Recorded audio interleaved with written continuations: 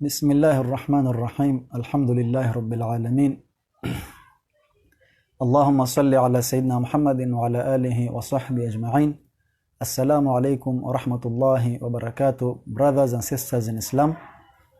Today in our ninth lesson, ninth video in our course on fasting in Islam, we'll continue talking about what we started to talk about in our last class, last lesson, last video. Things that nullify fasting. Things that when you do, they invalidate your fast. Or when we do, they invalidate our fast. And we mentioned previously that these things divide themselves into two. There are things that when we do, they make us not get rewards of fasting, but the fast is considered as valid. But the rewards which we expect from the act of worship of fast, we do not get them. And there are other things that which when we do them, they invalidate the fast, and according to the reward, either we get if we do invalidate our fast unintentionally, and either we do not get the reward, or maybe also we get sins if we do invalidate our fast deliberately or intentionally. We previously mentioned the things that do not invalidate the fast but make us not get the rewards, which are backbiting, telling lies, false oath, looking with lustful sights, and such things that are slandering, things which are haram whether you are fasting or not fasting. But when you are fasting, it's more haram. You are required to refrain from such things, not like any other days. Then we started to mention the things that invalidate the psalm, which means you have to make up for that day. You have to fast another day in replace of that day. We started to mention the first thing. We said apostasy, defecting from Islam, ridda, waliyadhu billah min dhalik. May Allah subhanahu wa ta'ala protect our iman. May Allah subhanahu wa ta'ala make us die with kalimat shahada la ilaha illallah Muhammadur Rasulullah. May Allah subhanahu wa ta'ala make us die with iman. So if you do apostasy, that means your fast has been invalidated. The second thing we mentioned is menses, monthly menses, or postnatal bleeding, which is nifas or haid. Also, delivering child, even if there is no blood, such things will invalidate our fast, and we are required to make up for that days. But our rewards we get from Allah subhanahu wa ta'ala, because no one chooses or decides when her menses to come or when to give birth. These are things that are out of control of our efforts or our power. Another thing we mentioned previously is insanity or madness. If someone is fasting and it happens to him or her, he or she gets insane or gets mad, then her fast or his fast is invalidated, and he or she is required to pay for that day, even if the insanity or the madness just remains for a short while. Another thing is fainting or drunkenness or getting intoxicated. This also will invalidate our fast, but with two conditions. The first one is if we are the reason for our intoxication, or we are the reason for us to faint. If you make that thing happen, you know if you drink something you will faint and you do it deliberately, or you know if you drink this you will get drunk and you do it deliberately. Another thing also, if you stay drunk, you stay intoxicated, or you stay fainting all day, which you are required to fast. If these two conditions are found, then your fast is considered as invalid.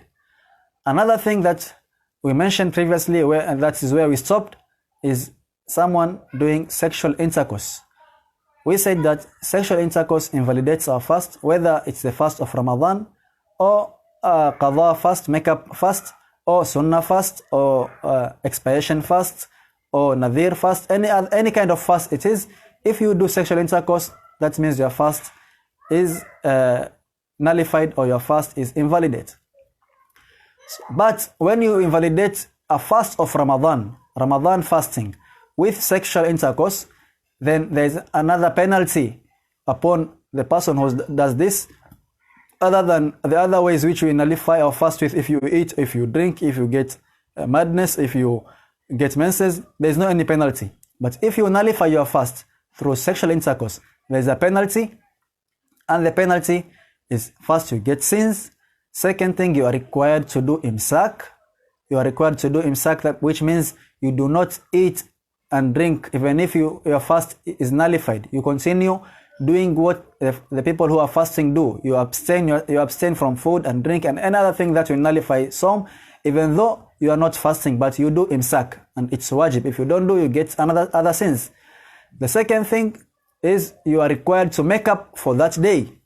The other thing is that you are required to do expiation, which is kafara, and the expiation are on 3 levels. You are first required to free a slave. If unavailable or unable, you are required to fast 60 consecutive days. If you leave any day due to sickness, then you are required, you restart, you resume, you fast 60 consecutive days. If unable, you are required to feed 60 people. Each person, you feed him 1 mud. 1 mud, which means about 750 grams of main food where you live. Or you feed 1 person for 60 days, and each day you feed him 1 mud, which is 700 grams or 750 grams. So this is another thing that nullifies our fast, sexual intercourse. But it's when our fast has been nullified with the reason of sexual intercourse. Not if someone eats fast or drinks something and then goes to do sexual intercourse, then that means he or she is not required to do the kafara or the expiation, because his or her fast has not been nullified by the sexual intercourse. His or her fast has been nullified before with either drinking or eating anything, and then he does sexual intercourse. In such case, there is no kafara. Kafara is only there if you do break your fast by sexual intercourse. And this is why we find that the wives or the women do not have kafara, do not have expiation in our madhab of Shafi'i. Why? It's not because men are more powerful than women. It's because the fast of the man gets nullified through sexual intercourse, but the fast of the woman or the wife gets nullified with the first part of her of the head penis, which enters through her front private part, through her front private part, through her qubul. The smallest part which enters from the head of the penis of the man, then her fast has already been nullified. And when the sexual intercourse gets completed, she is long ago her fast is long ago nullified or invalidated. So when the sexual intercourse considered as sexual intercourse in Islam is when full head penis, the full of head penis enters in the front private part of a wife or of a woman. That is when we say this is sexual intercourse. But if the man enters half of the head of the penis, then the man's fast is still okay, but the woman's fast has been nullified. She is required to make up for that day. But when the man completes entering the full head of penis inside the front private part of his wife or of the woman, then that is when we say the man's fast has been nullified through sexual intercourse, and the wife's or woman's Sawm or fast has been nullified long ago. And after that, because when the first part, as we said, the shortest part or the smallest part of the head of penis enters through the front part of the wife, her fast is long ago nullified. So when she completes doing sexual intercourse, she is not fasting. It's the same way we said if a man eats fast and then he goes to do sexual intercourse. So this is a very important point for me to clarify for you, brothers and sisters. The other thing, or sixth thing, which nullifies our fast is intentionally injecting or ejaculating sperms, either through masturbating and you end up ejaculating sperms intentionally. You will nullify your fast. Either you do it by yourself or your wife does it, or you get into contact with your wife without any barrier, meaning no clothes, no any sheets or bed sheets or any other thing. You get into contact with your wife or your husband, bashar to bashar, which means skin by skin, without any barrier, and you end up ejaculating sperms, that is when our fast will be nullified. But in this case, where by masturbating or ejaculating sperms, by either masturbating or getting to direct contact with our wives, you are not required to do kafara. It's only our fast has been nullified and you are required to make up for that only single day. But if someone gets wet dream, you get a wet dream, or you ejaculate sperms either by wet dream or by thinking of your wife, or a wife thinking of her husband, and you end up ejaculating sperms, this does not nullify your fast. Or by gazing at your wife, or the wife gazing at her husband, and she or he ends up ejaculating sperms, this will not nullify his or her fast, although he or she will get sins if he or she does that intentionally. And there is other opinion by other scholars which say, if you know that it's your habit, it's your norm, if you look, you gaze, or if you think of such things, you will end up ejaculating, this will also nullify, according to other opinion of other scholars. The other thing which nullifies our sawm is anything entering inside our body, either the stomach, either our brains, anything that enters the body through mouth, nose, or front private parts, or back private parts, either while you do istinja, when you clean yourself from urine or such things, and you end up inserting finger inside your front private part or back private part, it will nullify your fast. So let's be careful when we do istinja. We do not insert such things inside our private parts. Also, on the point of inserting anything, eating or drinking, eating will nullify your fast, drinking will nullify your fast, but all these, if you do them intentionally and you have not forgotten, if you forget, it will not nullify your fast. But if you remember and you do it intentionally, and you know that if I do this thing, it will nullify your fast. Also, taking injections.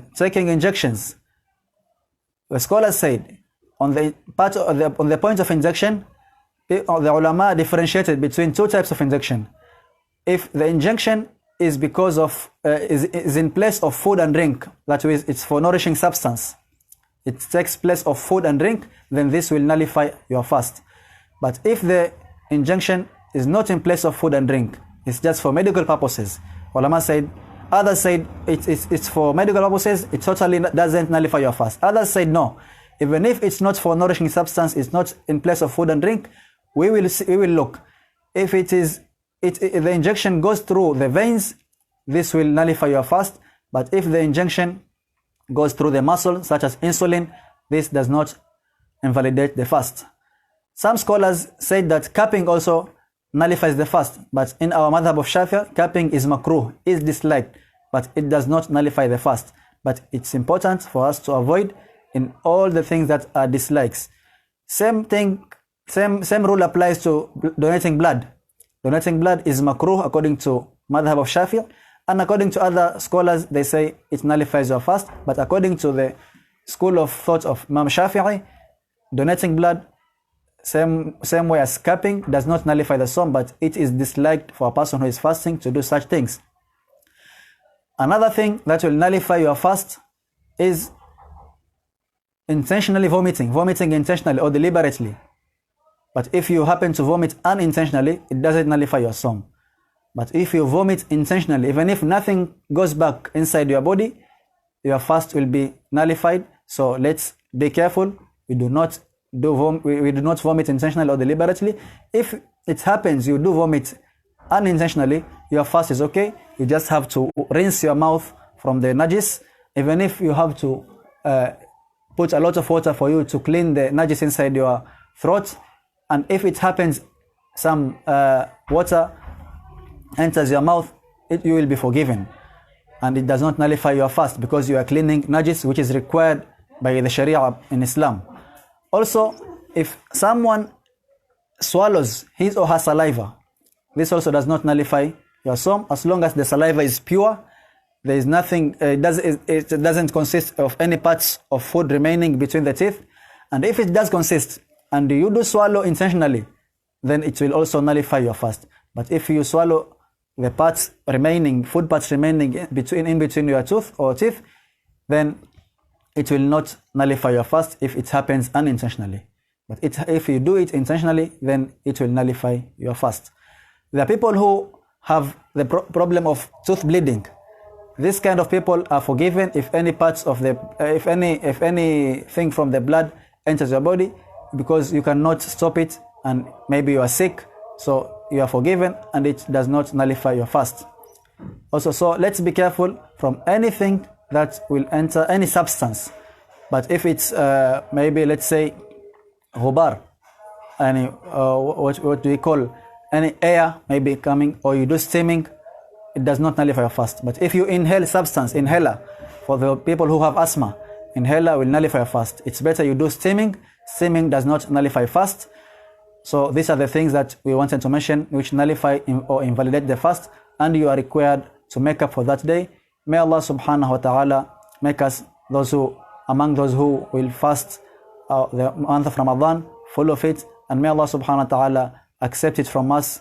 May Allah subhanahu wa ta'ala make us among His righteous servants. May Allah subhanahu wa ta'ala make us among His righteous slaves. May Allah subhanahu wa ta'ala forgive all our sins. Wassalamu alaikum wa rahmatullahi wa barakatuh. As'adallahu awqatakum.